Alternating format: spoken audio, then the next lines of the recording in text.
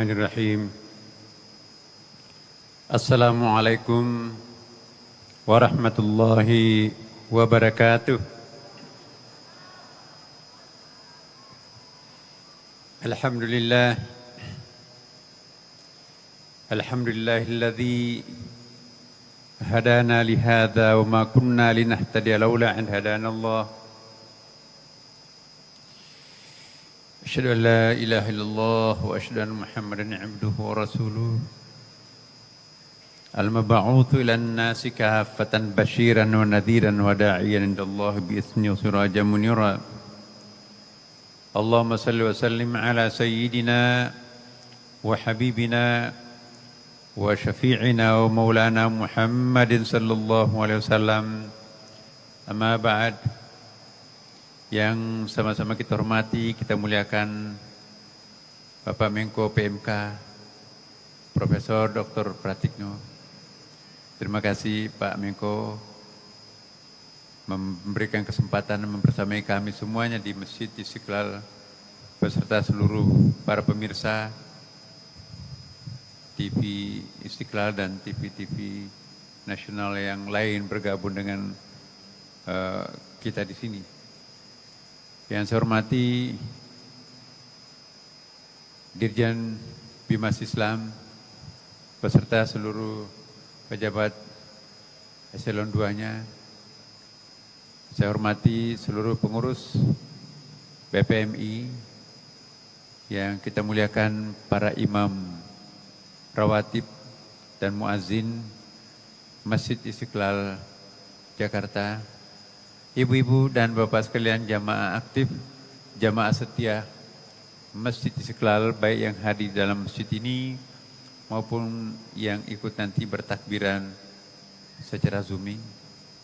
Termasuk juga kita nanti juga akan saling menyapa ya, saudara-saudara kita Mabims, Menteri-Menteri Agama Asia Tenggara, ya, Malaysia, Singapura,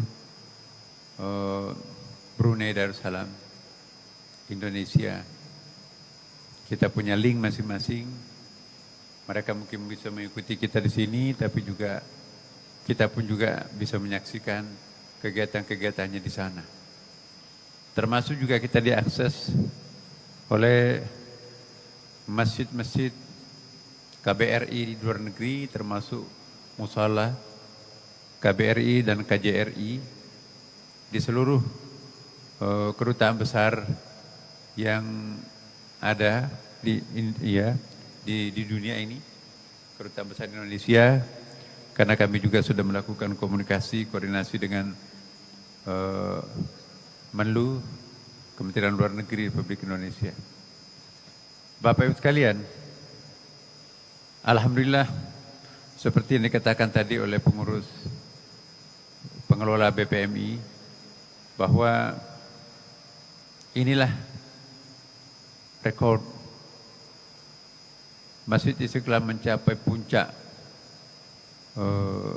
pengunjung selama bulan suci Ramadan, baik salat-salat rawatibnya, salat 5 waktu yang kita isi juga setiap habis penyelenggaraan sholat 5 waktu ada pengajian yang dibawakan oleh orang-orang pilihan Istiqlal.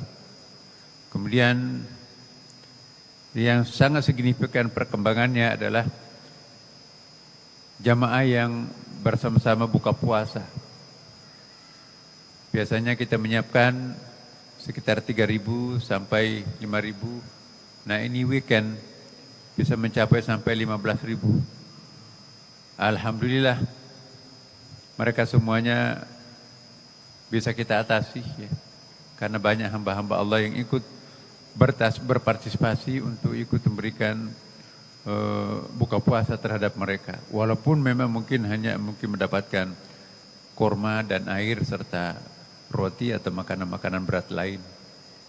Tapi ini pelajaran buat kita semuanya, insya Allah ke depan diperkirakan nanti mungkin akan lebih bertambah lagi, sehingga kita perlu proaktif untuk mempersiapkan buka puasa, termasuk juga itikaf.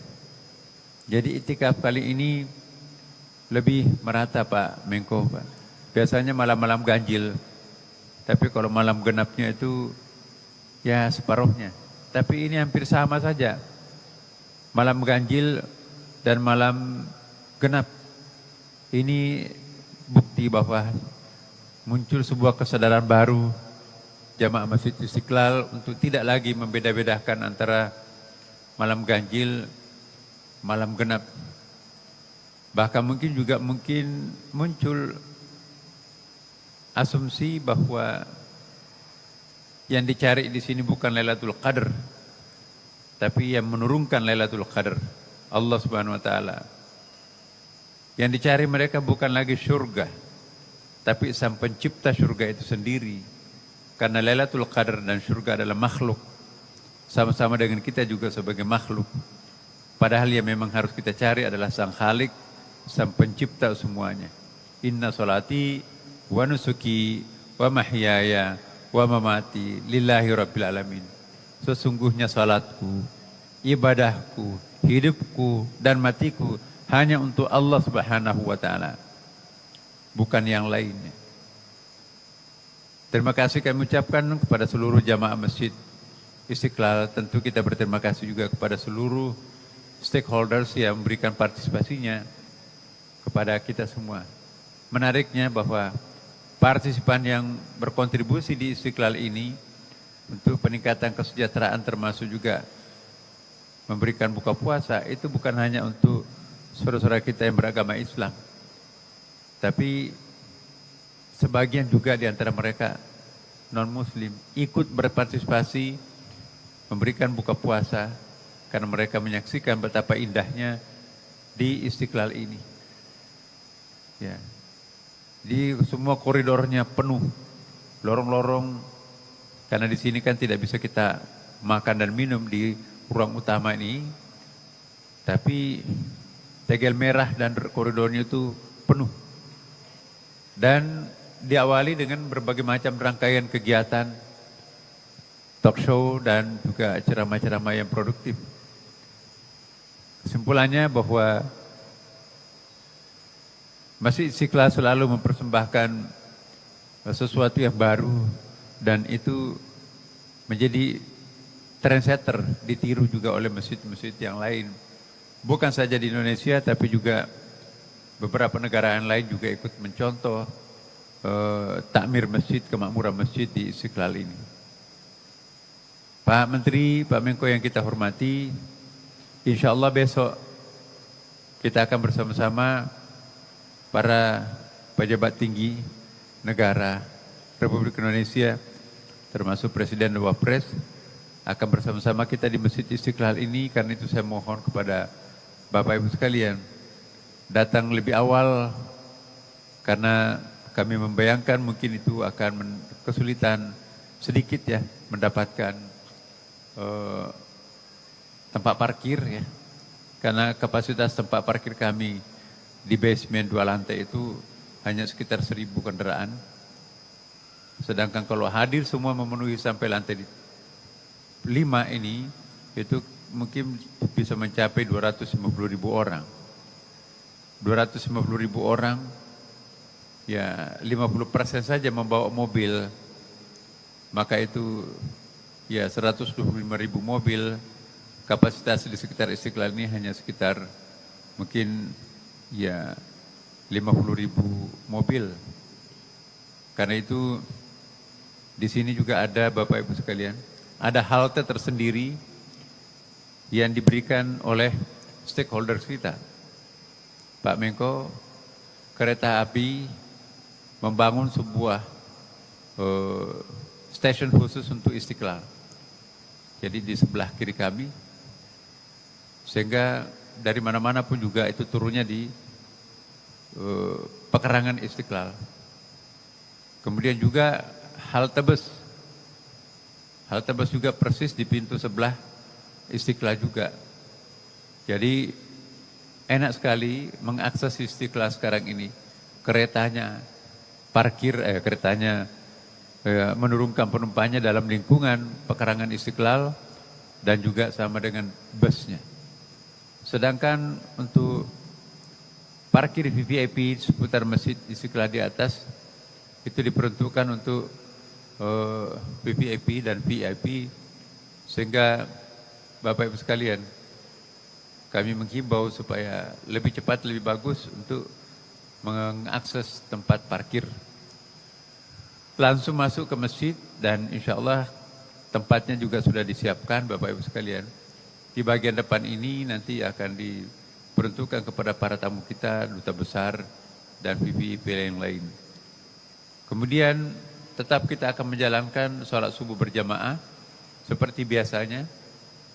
Dan insya Allah diharapkan selesai seluruh rangkaian acara kita pada Idul Fitri besok ini.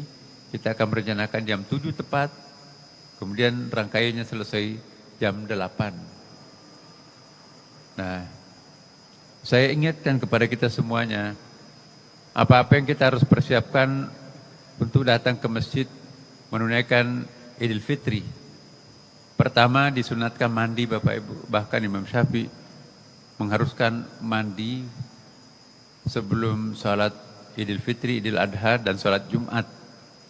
Tapi yang lainnya mengatakan hanya sunat muakkad, sangat diperlukan.